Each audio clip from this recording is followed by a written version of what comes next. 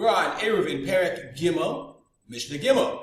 And we're going to continue talking about eruv Techumin generally. And eruv, what happens if I place eruv and eruv Techumin in different areas? Just as a very quick reminder, remember this is a bird's eye view, and I live here in Yad Binyamin. And I want to get to here. I want to get to Beit Chilkiah, not to Beit Chilkiah. Let's say Bnei Re'im. Okay, Bnei Re'im. Let's say, just for argument's sake, is more than 2,000 amot away, and we know that if a person wants to, as we've said before, if a person wants to travel, he's not allowed to travel more than 2,000 amot from his makom shvita, from where he establishes Shabbat. 2,000 amot in each direction. So if I want to go here, if I want to go to Bnei Re'im, I can't go there unless I do what's called an eruv Techumin, which means I put the eruv 2,000 amot in a certain direction, here in the direction of west, okay? And therefore, what happens is I establish my shvita on Shabbat in this place, and therefore what that means is now my 2,000 amot in each direction is really stated here, even though I start Shabbat here. That means in the end, I can go 4,000 amot and get to Bnei Re'im. Okay, that's, as we've said before many times, eruv Techumin. So there's a Techum Shabbat, the Techum, the boundary of Shabbat. Now our Mishnah is going to talk about, what if I put the eruv in different places that make it difficult to reach? Okay, so the Mishnah says the following, no be'ilan. If I place the eruv in a tree, the ma'ala mi'asarat tvachim, ein eruvo eruv. If I place it in a tree above 10 tvachim, then ein eruvo eruv. Then the eruv is not considered an eruv, and it doesn't work. But the mata mi'asarat tvachim, if I put it under 10 tvachim high, if I put it in the tree, place that's less than 10 tvachim high, eruvo eruv. What's going on here? Let's try to understand. So first of all, this is a picture from the Me'orot Hadaf Hayomi. I thank them for their permission. Again, if I place it in the tree above 10 tvachim, then it's not good. If I place it below 10 tvachim, then it is good. What in the world is going on? What's the difference between one and the other? So the first thing we have to know is that the eruv takes its effect bein hashmashot. Bein hashmashot means as soon as Shabbat begins with safek. Bein hashmashot is the time that right after Shkia, and it's before Tzedek Kochavim, and Bein hashmashot is when Shvitat Shabbat begins. Shvitat Shabbat means when Shabbat takes effect. Now the idea of Bein hashmashot though is that it's not halachically Shabbat. Shabbat begins at Tzedek Kochavim. Tzedek Kochavim, i.e. when it's nightfall. Bein hashmashot is not nightfall. It might be nightfall. It might not be. We're not entirely sure. It might be night. We're not. But the Shvitat Shabbat happens in Bein hashmashot. That's when Shvitat HaShabbat takes place. I should make these words a little bigger so you can see them better. Here we go. Okay? So the halacha is though, Bein hashmashot, many dinei dirabanan are not asur Bein hashmashot. Rather, only dinei d'oraita. Certain dinei d'orabanan, but most dinei d'orabanan are not asur Bein hashmashot. So the question is like this. When I put it in the tree, is it in a place where I could theoretically reach take off or remove the eruv, have access to the eruv Bein hashmashot or not? If I place it above 10 tvachim, it's not accessible. If I place it below 10 tvachim, it is accessible. And I'll explain why. We see the tree is in Reshut HaRabim. I put the eruv, my eruv, when I make my eruv here, I'm putting it in Reshut HaRabim, in a public thoroughfare. Okay? But if it's above 10 tvachim high, I have another picture for you I got from the Kol HaLashon website. This is an important fact to understand. Okay? Any area that's 4 by 4 berum asara, 4 tvachim by 4 tvachim with a height of 10 tvachim, is called the Reshut HaYachid. So down here, if I've got this pillar in the middle of Reshut HaRabim, or I got a little house, a hut, if it's 10 tvachim high, above it is Reshut HaRabim, is Reshut HaYachid. Down here, Reshut HaRabim, here Reshut HaYachid. To take something from Reshut HaYachid into Reshut HaRabim is an Isur D'Oraita. On the other hand, let me move myself. There's a halachic category called Carmelit. Let's see if I can make this picture. Can I make it bigger?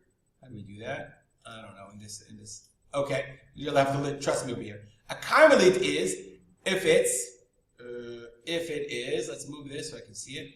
Pachot mi'asarat tvachim. Less than 10 tvachim. Oh, I can make it bigger. Less than. Here we go. If the computer will work. Here we go. Okay. There we go. The Carmelit is less than 10 tvachim, 4 by 4. Now, with that in mind, we can understand our picture. This, if it's above 10 tvachim high, it's in Reshut HaYachid. So, in order for me to take down my eruv, I'd have to take it from Reshut HaYachid and bring it into Reshut HaRabim. That's an Isur D'Oraita. So therefore, even though it's only Bein hashmashot, you're not allowed to violate Isurei D'Oraita Bein hashmashot. You're only allowed to violate Isurei D'Rabanan. So therefore, as soon as Shabbat started, and Shvitat Shabbat started, that's when my eruv takes effect. It takes effect on Hashmashot. Do I have access to it or not? If it's in Rishut HaYachid, I do not have access to it. But if it's less than 10 Tvachim high, if it's in a Carmelit, because it's only Ben Hashmashot when the eruv takes effect, therefore I have access to it, and it's only Asur B'Drabanan. Let's continue. Netano babor, if I place it in a well, in a bore, afilu amok mea ama, even if it's 100 amma deep, eruv, that's considered an eruv. Why? The Bartanura explains that in this case, netano babor, the Gemara says, you're in a Carmelit, you're in this like area, an enclosed area that's the din of a Carmelit. So when it's in a bore, if I put it in a bore, the bore is a Rishut HaYachid, I'm allowed to take something from a Rishut HaYachid into a Carmelit. Let's just look back at our picture. So in this, where are we? Area, in this case, in my Carmelit, so either if I place it on the tree that's lower than 10 Tvachim, or I'm sorry, the Carmelit, the whole area is a Carmelit. So therefore I can take something from Rishut HaYachid and place it in a Carmelit. That's only a din d'Rabanan. And therefore, eruv, since you have access to the eruv ben hashmashot, therefore eruv. Not to know b'rosh hakaneh. Kundas, if you put it, if it's a reed, it's stuck in the ground. It's not a flagpole, but it's a reed or a kundas. The kundas. Let's make that smaller. Here we are. The kundas, and the Jasper says, is a shaft of a pike, right, or a stake of some kind. So if I put in a reed or a stake of a pike, okay, says the Mishnah, bismanshu talush b'na'utz. If the pike is talush, is and stuck in the ground, it's not a muchubar lakarka. Rather, it's separate from the ground. Afilu gavoa me'ama, even if it's 100 feet high, 100 amot high, I raise the eruv. Right? I take a pole and I stick it in the ground, but it's talush. It's not connected. It's not mechubar.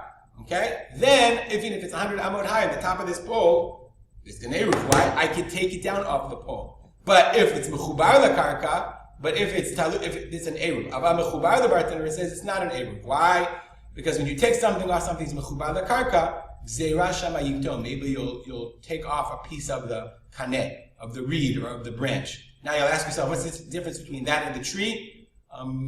That's a great question. The Bartanura talks about it. There are other explanations, but that's a little too deep for our Mishnah.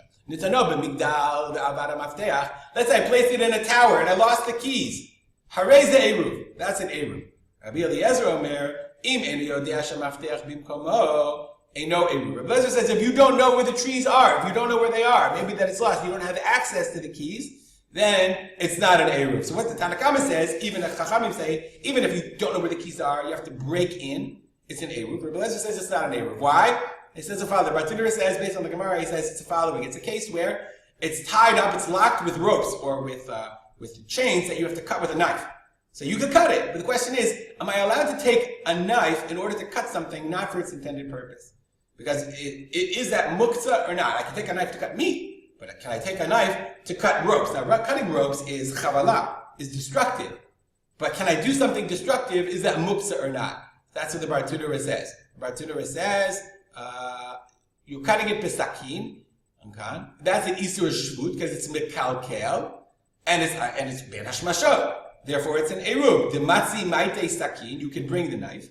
V'yachtoch lechavalim. You can cut the ropes and take the eruv. And Rabbi Eliezer says, no. Ein kli nital ela letzorach tashmisho. I have a knife. I can use it to cut challah. V'asur letatel sakin kidei lachtoch lechavalim. But I can't take the knife in order to cut the ropes.